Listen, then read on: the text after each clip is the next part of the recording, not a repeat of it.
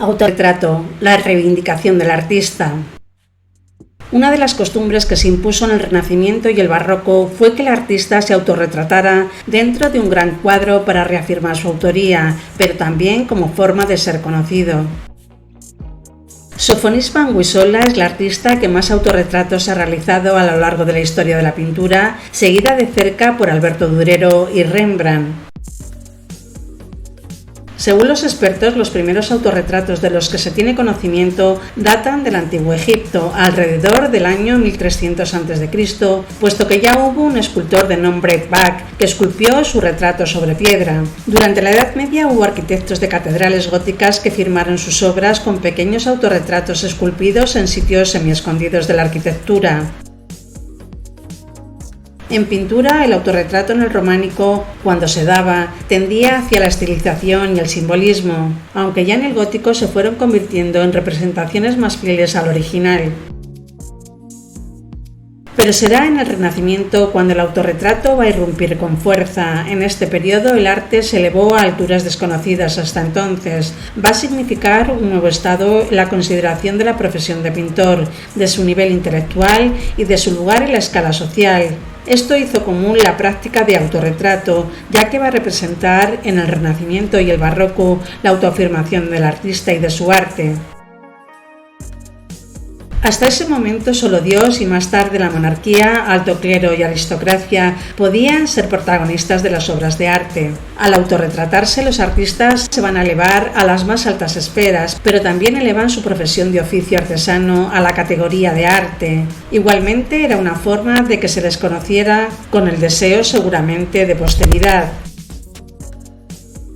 En este momento el autorretrato del artista podía aparecer de tres formas diferentes. Podía estar incluido en una obra más grande, en pintura de tipo religioso, histórico o mitológico, retratarse solo o acompañado con los utensilios o símbolos de su oficio en relación con el prestigio social derivado de su actividad, o en los que simplemente se retrata.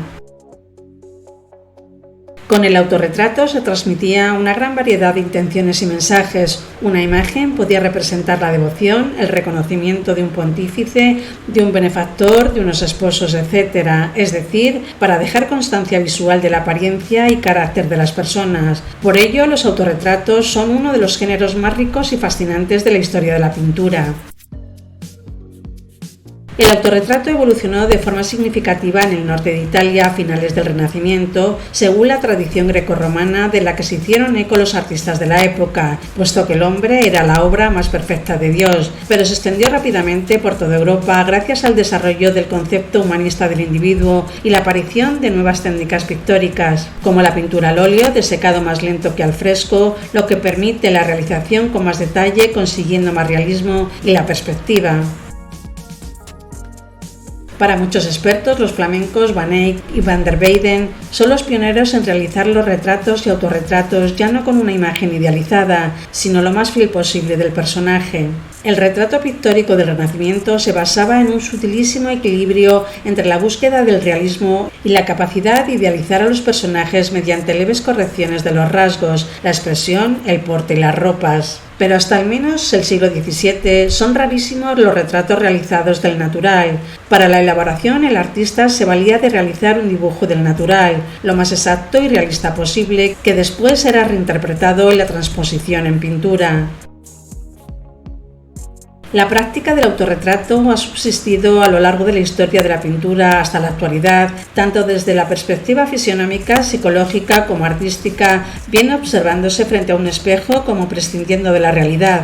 Estos pueden mostrar al artista realizando su oficio, mostrando una circunstancia de su vida, parte de su historia o sus visiones y preocupaciones más íntimas. Se considera que el primer autorretrato elaborado con la conciencia renacentista del individuo y del pintor como artista la realiza Jean Fouquet en 1470, pero ya antes Jan Van Eyck va a realizar en 1434 su famoso retrato de Giovanni Arnolfini y su esposa, donde en un rasgo de modernidad sorprendente su figura aparecerá reflejada en el espejo pintado en el lienzo, algo que imitará Velázquez en Las Meninas en 1656. Otro autorretrato que ha dejado huella en la historia del arte es el dibujo de Leonardo da Vinci realizado hacia 1512 con 60 años y que es interpretado como la apariencia real del pintor, a pesar de no ser totalmente confiable. No obstante, la imagen típica de Leonardo, que ha trascendido hasta nuestros días, fue diseñada en 1516 a partir de ese autorretrato, voluntariamente adornado con ciertas características que el artista deseaba que trascendieran. Este dibujo está hecho con tiza roja sobre papel coloreado. En él Da Vinci se adorna a sí mismo con las galas de los antiguos filósofos, frente cargada y surcada de profundas arrugas en alusión a su intensa actividad intelectual, largos cabellos ondulados de la misma longitud que la barba, típico de pensadores, y una boca firmemente apretada como indicando la dedicación de Leonardo a un problema que considera irresoluble. Los rasgos de Da Vinci es muy probable que estén ahí, pero también una serie de códigos que él quiso transmitir de sí mismo, el artista, el sabio y el hombre del Renacimiento. Durero va a realizar la representación que se considera más antigua de la niñez en un retrato que realizó a la edad de 13 años, en 1484. Años después se autorretrataría de diversas maneras, pero si el autorretrato de 1471 resulta impactante por su elegancia y minuciosidad, el de 1500, como Ecce Homo, resultará inquietante. Este impactante retrato frontal es la imagen más audaz que jamás un artista había pintado de sí mismo. Pero es que además Durero, según interpretan los expertos, no se limita a representarse como un elemento más de una composición más amplia, sino que se refleja a sí mismo aisladamente y con una postura de frente absoluto. Esta posición estaba reservada en exclusiva a Cristo. El resto de retratos suelen ser de perfil o de 3/4. Sin embargo, el artista no admite ningún matiz y se representa a sí mismo con el aura de una gran figura sagrada. Como en otros de sus autorretratos, los ojos y la mano adquieren un singular protagonismo como símbolos de su profesión. Al representarse él mismo como figura sagrada, se equipara a Dios en dos sentidos. Ambos son creadores de una naturaleza propia, la real y la pictórica. El nuevo pintor es un intelectual pleno de sabiduría, digno para conversar con reyes y príncipes de cualquier tema que se le proponga.